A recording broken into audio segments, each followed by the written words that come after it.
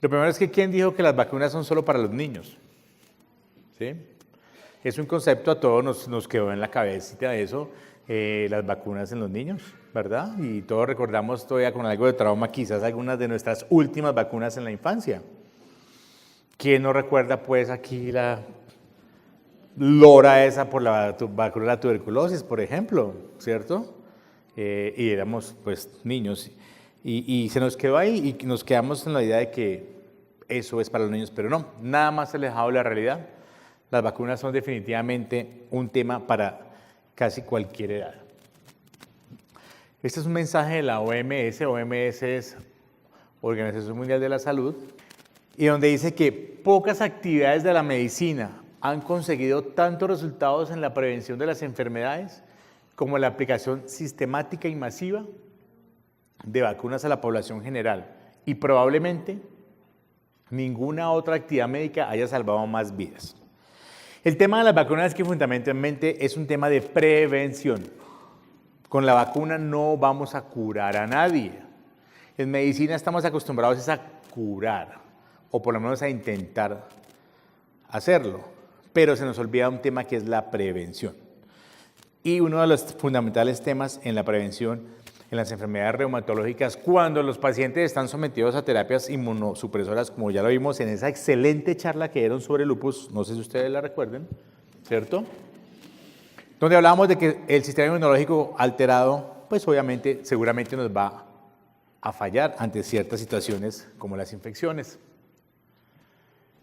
La idea era en forma somera hablar un poco sobre la importancia de la vacunación en enfermedades autoinmunes, cómo estamos en nuestro medio, cuál es el riesgo de reactivación de la enfermedad autoinmune y sacar nuestras propias conclusiones. ¿Qué son las vacunas en términos sencillos? Las vacunas son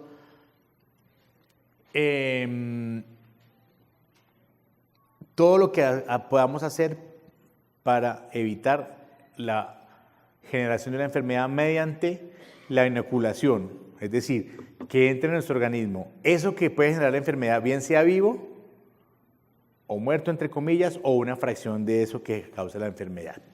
Es decir, pueden ser vacunas vivas atenuadas, es decir, con la bacteria o el virus que produce la enfermedad, pero mediante algunos procesos va a ir así medio disminuida su capacidad de generar enfermedad.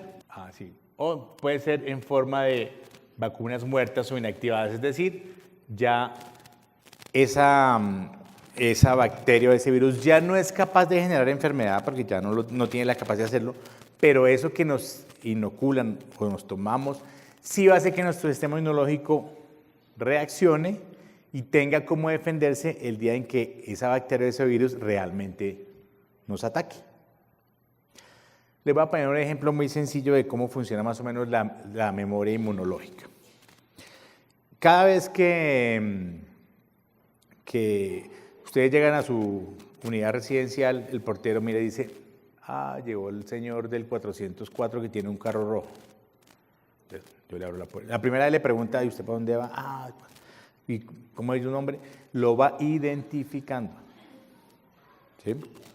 A la segunda vez le va a preguntar menos, a la tercera vez le va a preguntar menos. Es decir, va haciendo una memoria de defensa. El sistema inmunológico va a hacer lo mismo, va a empezar a crear bases de datos de eso que está ingresando, que no es propio, para reconocerlo o no.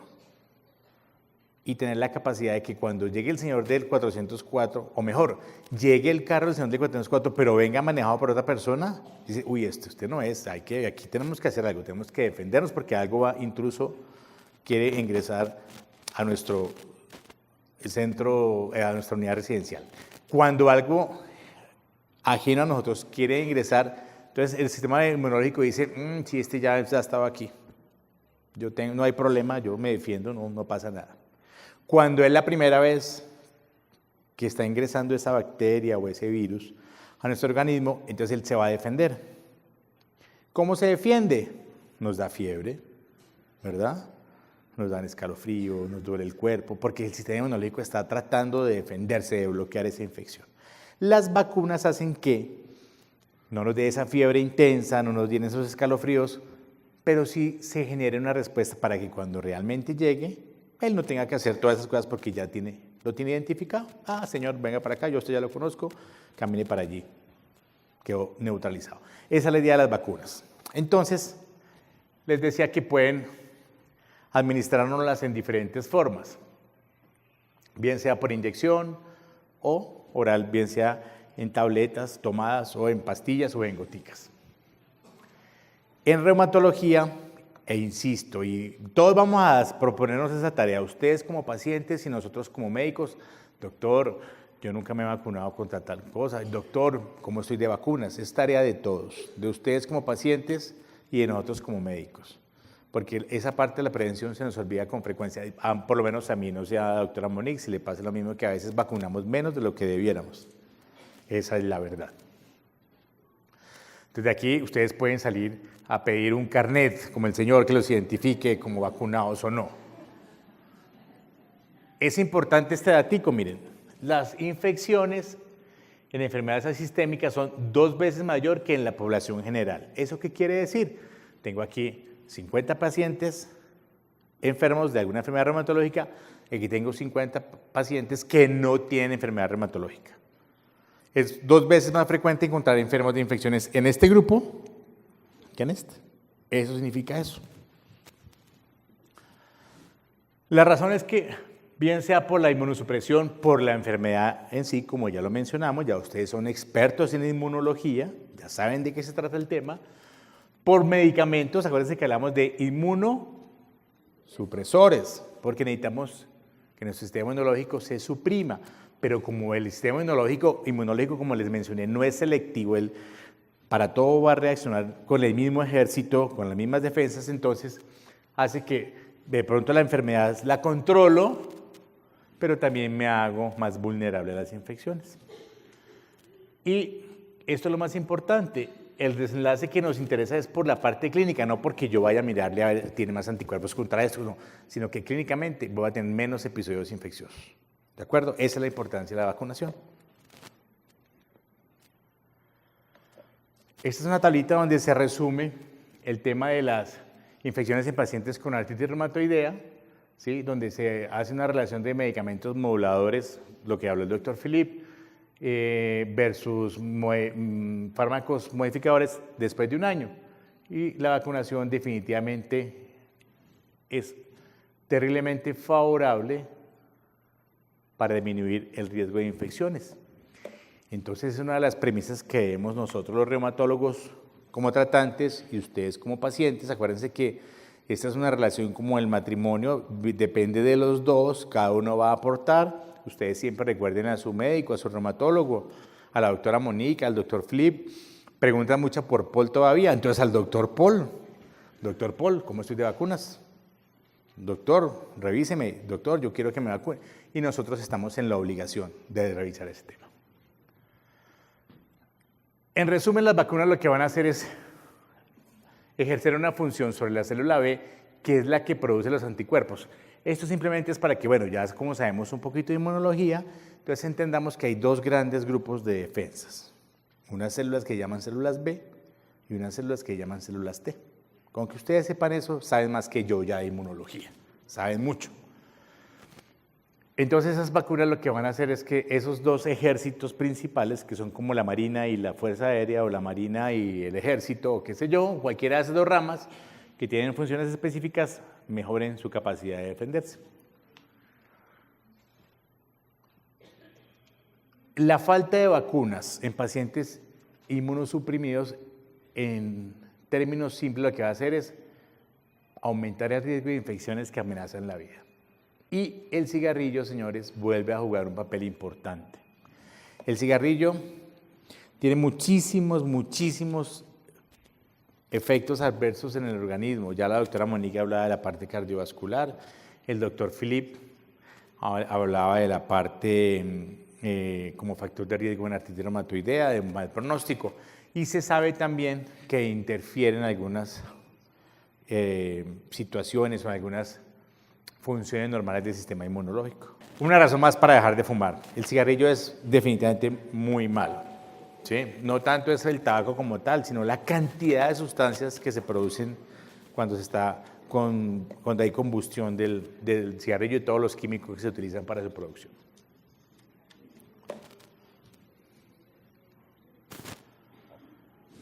El riesgo, sin embargo, es diferente, depende de la enfermedad reumatológica. No todos tienen el mismo riesgo de aumento de infecciones. Contrario a lo que pensamos durante mucho tiempo, ¿sí? Las vacunas, cuando hay tratamientos con esteroides, anti-TNF, que es un tipo de tratamiento para la artritis, y los DMARDs, que son en general todos los medicamentos, son relativamente seguras, es decir, se pueden administrar. Cuando en el lupus hay dosis más altas de 7.5 miligramos al día, el riesgo de infecciones es más alto. La cloroquina pareciera tener cierto efecto protector en cuanto al riesgo de infección en los pacientes con ese tratamiento. Y el sitio más frecuente de infección es el pulmón. Es el órgano donde más infecciones vamos a tener asociadas a enfermedades reumatológicas. Y los gérmenes o las bacterias más frecuentes son la influenza, el neumococo y otros seguidos en otros órganos como el herpes zóster y el papiloma virus humano. Hablemos del virus de la influenza. Existen dos tipos grandes de virus de la influenza, el A y el B. El más común es el A.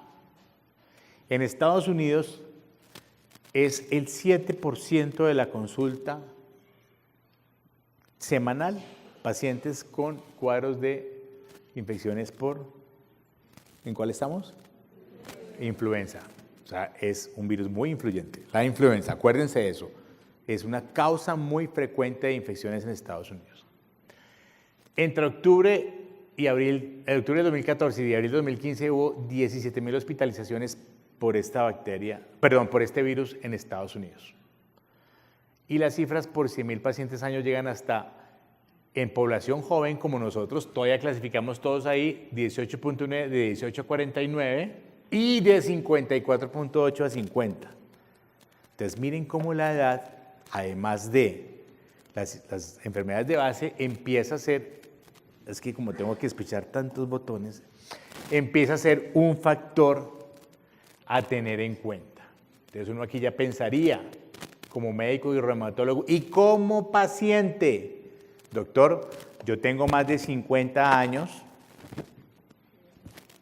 yo nunca me he vacunado contra la influenza. ¿Sí? Son medidas de prevención. Y tenemos desafortunadamente también una mortalidad que puede ser hasta del 9%, básicamente con una neumonía bacteriana secundaria, es decir, una infección viral se complica y aparecen unas bacterias que dicen, uy, este hombre está enfermo, está ocupado con la influenza, yo me meto por aquí y causo estragos, ¿de acuerdo? En lo que nos interesa, el tema reumatológico, observen esta cifra, es la mayor frecuencia de hospitalización en pacientes mayores de 65 años, ¿sí? Con pacientes con AR y vasculitis comparados con la población general. Entonces ya, ojo, hay dos situaciones en donde la influencia puede ser muy grave para el paciente. Si tiene más de 65 años, tiene artritis o vasculitis o ambas situaciones. El neumococo. Todos hemos oído hablar del neumococo, ¿cierto? Pero resulta que el neumococo tiene como 90 integrantes de esa familia. Es una de las razones por las cuales no existe una vacuna que sea 100% efectiva contra el neumococo. Primero porque son diferentes serotipos, diferentes miembros de la familia, ¿sí? Neumococo Julio, neumococo José, ¿sí? Neumococo Pedro, me gusta el neumococo Pedro.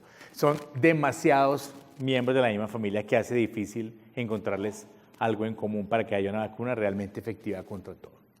Es una enfermedad que puede ser muy severa porque puede causar bacteremia. Bacteremia es que el neumococo, que usualmente, como su nombre lo intuye, va al pulmón, ¿sí? Es su órgano principal, se puede ir por la sangre.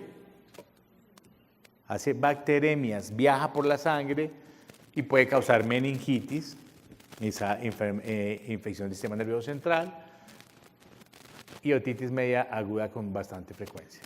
En Estados Unidos, cada año hay 4 millones de episodios de enfermedad, 445.000 hospitalizaciones y 22.000 muertes al año. Es una cifra nada despreciable para un país que se ufana o dice tener un sistema de salud mejor que nosotros, o por lo menos eso nosotros pensamos, ¿verdad? Es la mayor causa de hospitalización en reumatología. Y lo que les decía, mire, de las enfermedades. Este valorcito que yo les doy aquí es que hagan de cuenta que entre más alto es el valor, ¿sí?, más posibilidades de hospitalizarse por neumococo. Entonces, artritis 2.47, esclerosis sistémica 4.2, síndrome de Sjögren 3.2 y lupus 5.0. ¿Sí? El herpes zóster, que todos conocemos como la famosa culebrilla, correcto. El herpes zóster tiene una característica muy importante que comparten otras infecciones como por ejemplo la tuberculosis, la bacteria de la tuberculosis. Cuando el herpes entra en nuestro organismo, el sistema inmunológico es capaz de localizarlo, de neutralizarlo, pero no es capaz de eliminarlo. Entonces lo que hace es confinarlo allá en alguna parte. Usualmente son en raíces nerviosas, en una raíz nerviosa. La gráfica no es muy elocuente, pero bueno. Por eso el herpes toma esa forma como de una culebrilla, es decir, sigue una distribución lineal, o más o menos lineal, porque por definición, cuando yo tengo una infección de ese tipo, no me puede dar en diferentes partes del cuerpo porque solamente está localizada en una sola terminación nerviosa, en un solo nervio. Por eso se va por todo el camino de ese nervio, ¿de acuerdo? Y el organismo siempre lo va a tener ahí guardadito, no es capaz de matarlo. Aunque no hay vacuna en este momento, digamos, nuevamente estandarizada para la tuberculosis, hago un paréntesis. Es una de las razones por las cuales nosotros durante el estudio de la seguridad para ciertos medicamentos en artritis reumatoidea y otras enfermedades donde vamos a usar medicamentos que llaman de terapia biológica, solicitamos una prueba que se llama de tuberculina. Lo que la tuberculina nos va a mostrar es si usted ha estado o no en contacto con la bacteria que produce, o el bacilo que produce la tuberculosis. Nuestro organismo no es capaz, cuando hemos estado en contacto con ese bacilo, de matarlo. No hay manera de matarlo, el organismo no tiene cómo matarlo, pero sí perfectamente lo pone preso. Literalmente lo pone preso. Y va y se lo lleva allá a un ganglio y allá va a durar toda la vida. Los medicamentos biológicos, cuando los usamos, ciertos medicamentos biológicos más que otros, van a hacer que esa cárcel se vuelva un poco insegura y se vuelva fácil que ese bacilo que está allá preso se escape. Esa es la importancia de eso. Bien, cierro el paréntesis y seguimos entonces con nuestro tema. La artritis reumatoidea por sí aumenta el riesgo de herpes zóster. Es decir, es un factor de riesgo para que haya más infecciones. Y uno lo ve realmente en la práctica. Es que los pacientes con artritis con frecuencia los ve uno que han hecho episodios de la famosa culebrilla. Con todos los inmunosupresores, todos, pareciera que hay un poco menos de aumento en el número de casos de causalidad con el etanercept y el metotrexate. O sea, no pareciera que estos aumenten el riesgo, sin embargo, ese dato no es concluyente. En algunos textos dicen que todos los inmunosupresores van a exponer esa posibilidad.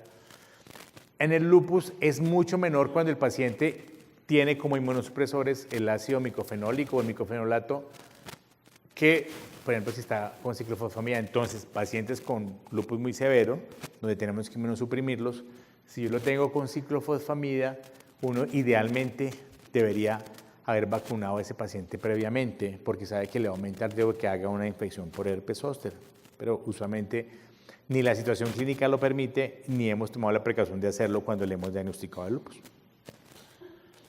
Enfermedades como la granulomatosis con poliangiitis, que es un compromiso de los vasitos, sobre todo cuando hay aumento o compromiso de la creatinina, también parece tener una incidencia mayor. y los pacientes con miopatías inflamatorias también tienen una incidencia relativamente alta. Esta es una gráfica donde se muestra cómo el herpes zóster puede tener, de acuerdo al medicamento, mayor posibilidad de aparición. Eso más o menos para que ustedes la comprendan.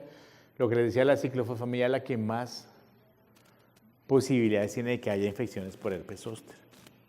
Y otros medicamentos como los anti-TNF, los esteroides, las atiopinas, la leflunomida y el DIMAR.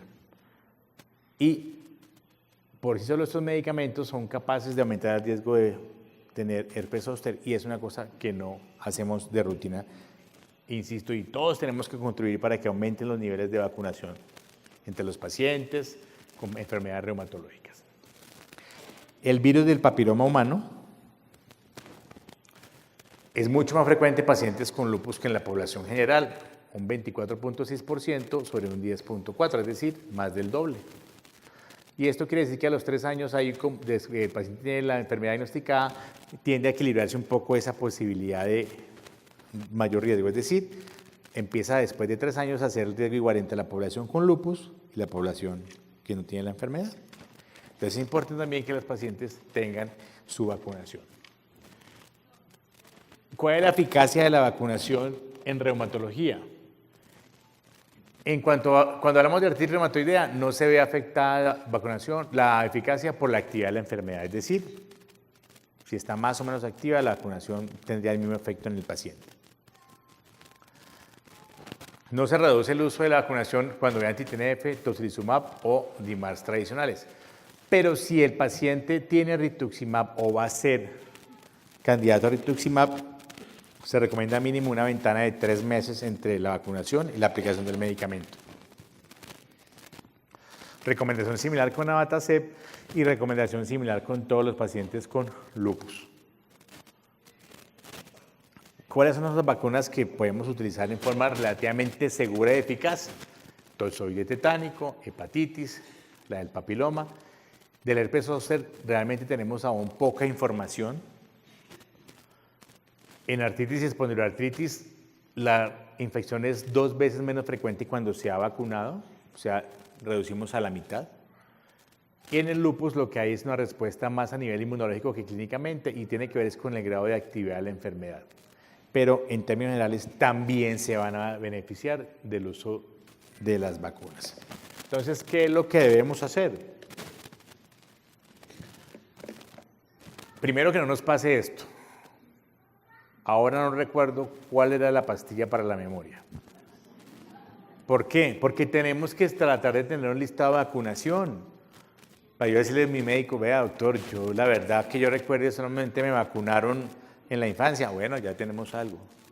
No, doctor, me pusieron tozoide tetánico hace 2 años porque yo estaba de paseo en la finca del doctor Chalén y el doctor Chalén deja unas botellas porque él toma mucho whisky, yo me corté en la cerca y me pusieron un tozoide tetánico. Ah, bueno, ya tenemos algo, ¿cierto?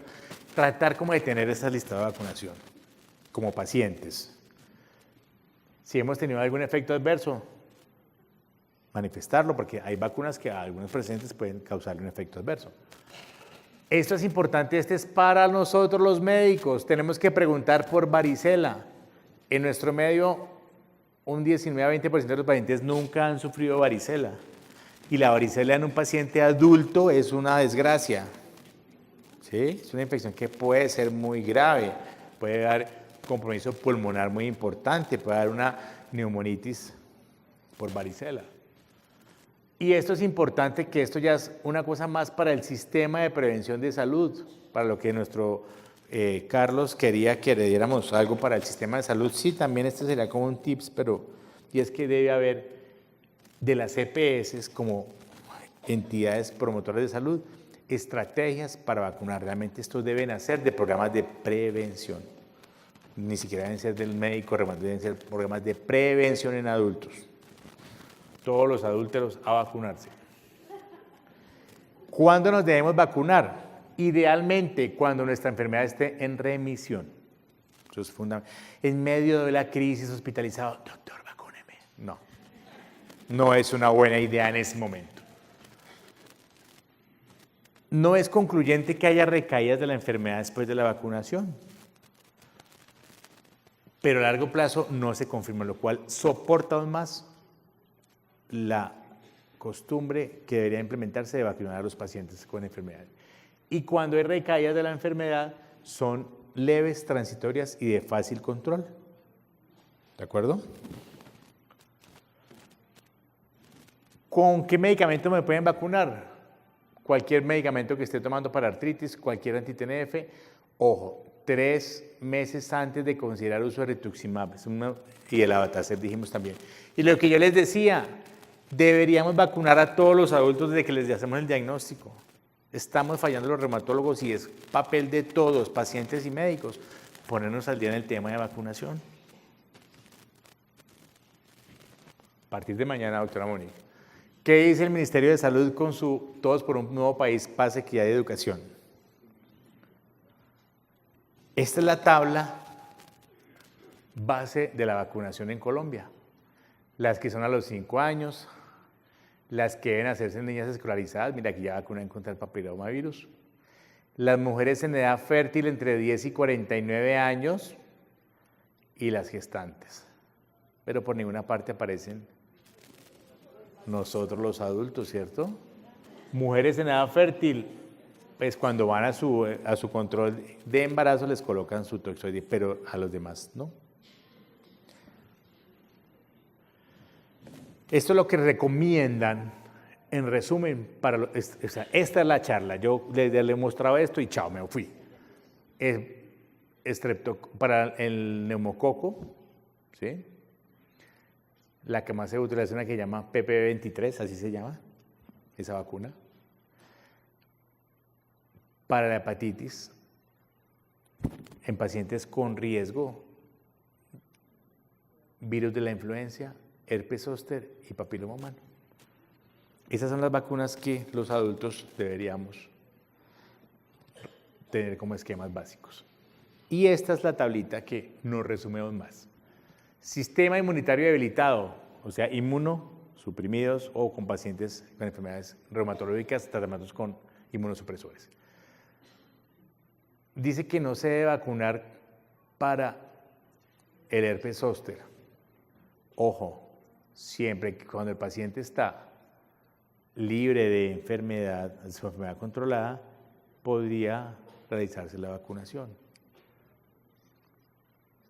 Sarampión, paperas y rubéola no debe vacunarse. Y varicela no debe vacunarse. Como verán, son básicamente esta y esta, son de la misma familia de virus.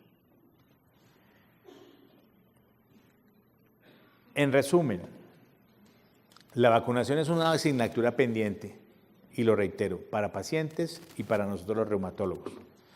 Yo hago un mea culpa porque apenas hace digamos en el último año, he tratado de que los pacientes que van a estar en medicamento de terapia biológica sean vacunados. No lo hago de rutina, pero deberíamos hacerlo de una forma más rutinaria.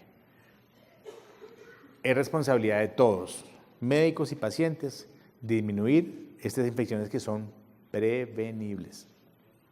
Entonces yo los invito para que en su próxima consulta tampoco lleguen al pobre doctor. Doctor, necesito las 17 vacunas que me leí que en internet me pueden poner. No. Las más importantes de nuestro medio básicamente es neumococo, influenza. ¿Sí? Cuando voy a someterme a cierto tratamiento me ponen unos medicamentos que llaman inmunoglobulinas para la varicela o para ¿sí? No vacuna. Pero es importante que tengamos mínimo en mente esas dos vacunas, neumococo e influenza. Bueno, muchas gracias por su atención y espero que algo nos haya quedado a todos.